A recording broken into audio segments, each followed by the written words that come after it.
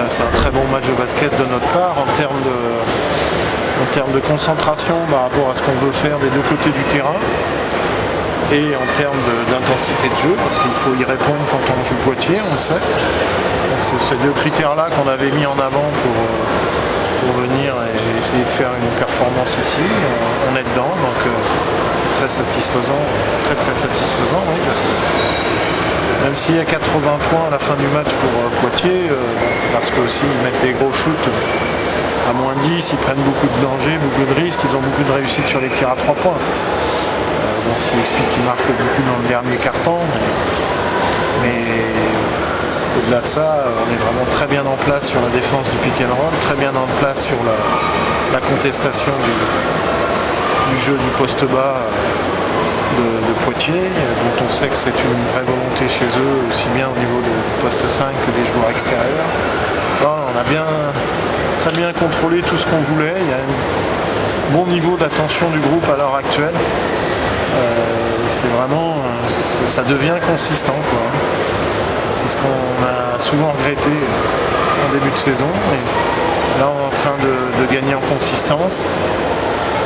Des deux côtés du terrain, on a aussi aujourd'hui une équipe un petit peu atypique, mais qui est, je pense, plus problématique pour les autres que pour nous, parce que si jamais ce soir on trouve un peu d'adresse à 3 points, parce qu'on a quand même pas beaucoup d'adresse sur des situations qui sont parfois, sinon ça aurait pu faire un plus gros écart.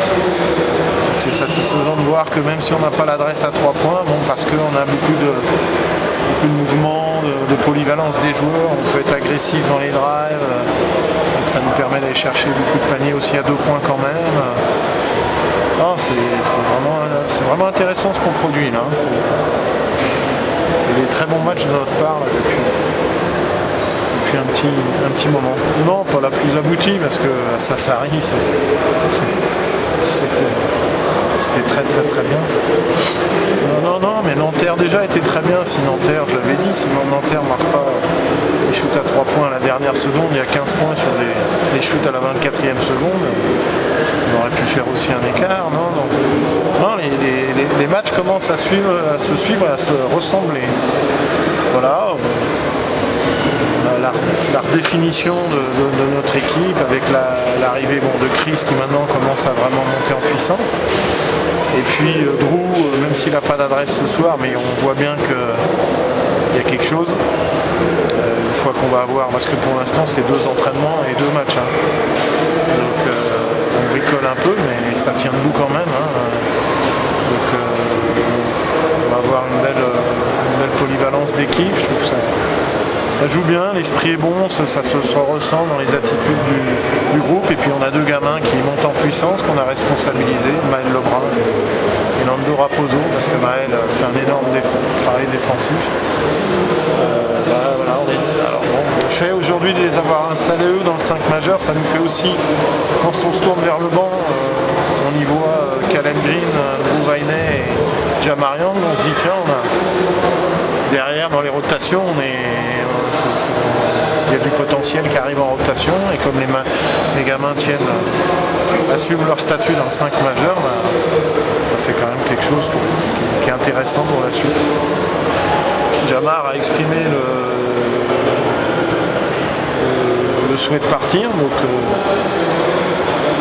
à l'heure actuelle, d'abord il n'y a pas de club qui s'est tourné vers nous pour nous dire on veut Jamarian.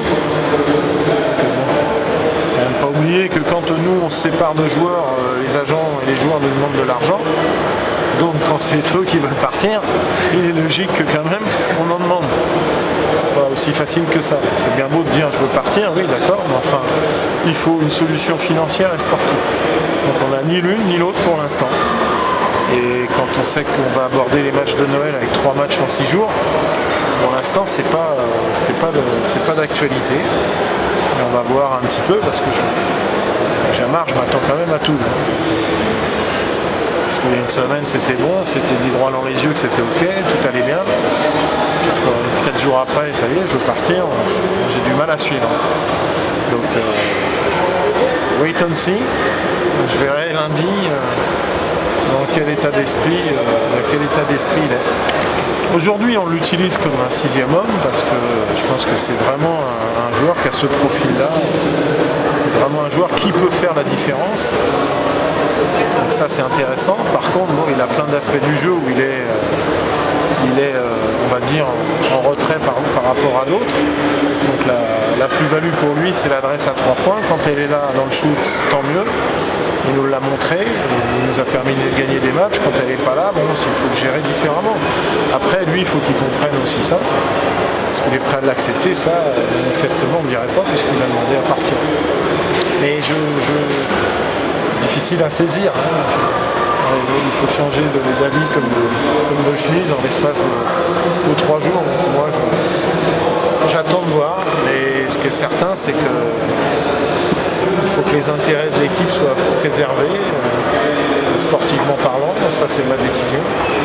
Après, il y a les intérêts aussi financiers qui eux, sont du fait de la responsabilité du club. Donc, il faut marier les deux pour que Jean-Marc puisse partir. Donc ça, pour l'instant, c'est pas acté.